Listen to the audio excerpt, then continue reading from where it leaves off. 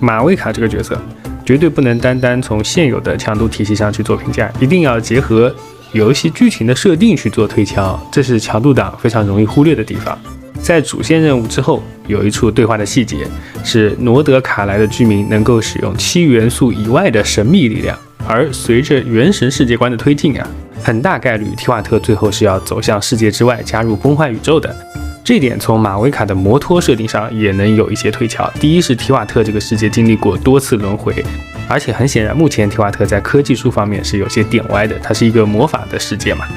第二是 5.1 马维卡一拳轰碎虚假之天后，就能意识到存在更先进的文明。这点从一直以来对于凯瑞亚技术的铺垫也能感受到。所以在剧情里其实已经实锤存在7元素之外的力量，那么在游戏的玩法里它会不会时装呢？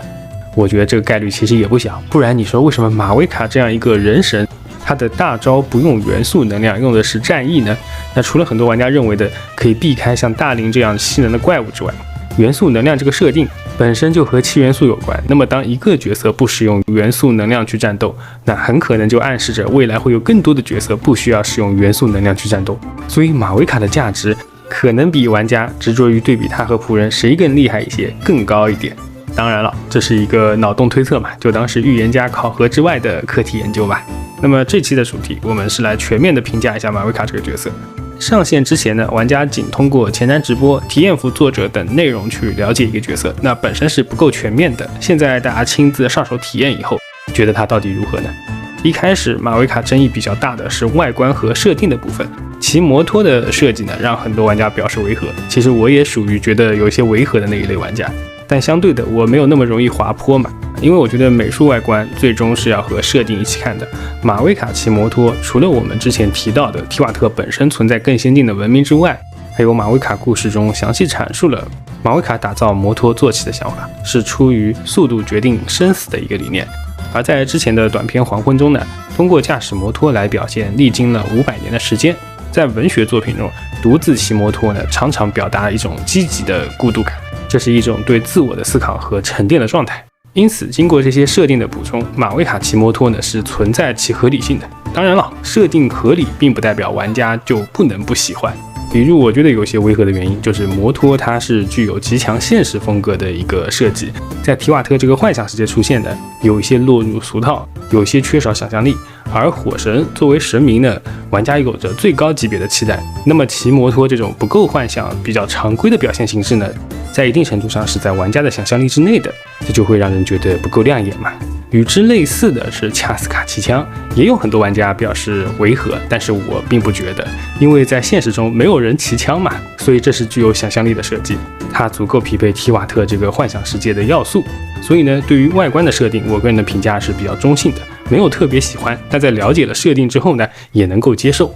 而在玩法的设计上，相比上线前一部分玩家表达所配对设计的不好，我就有完全相反的评价了。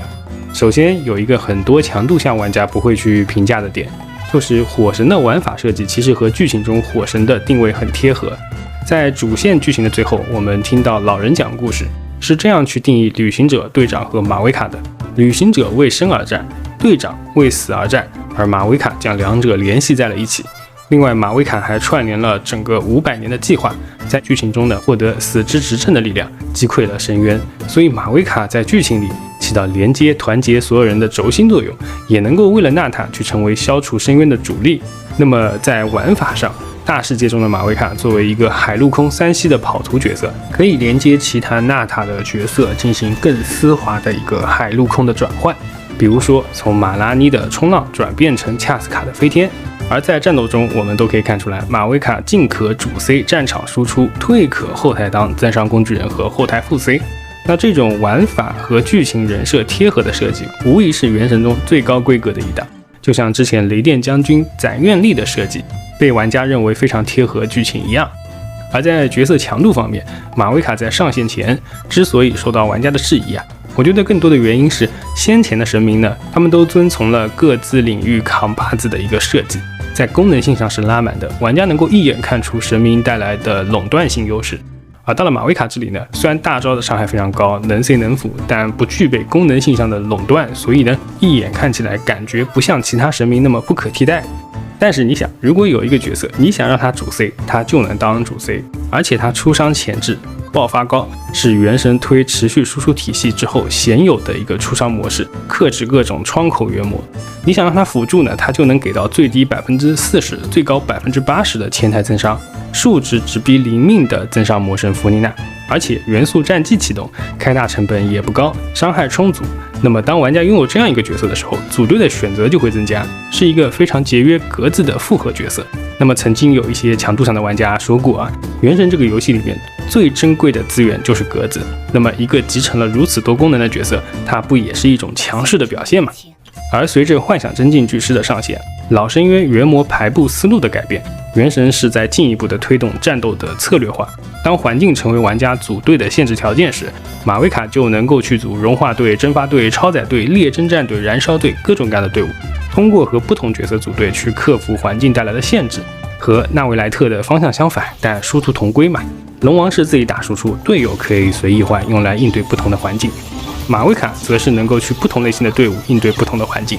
低情商的说，马维卡就像混子，什么队伍里都能去。那高情商的说，马维卡就是一个非常万金油，并且能激活账号里许多角色的这么一个角色。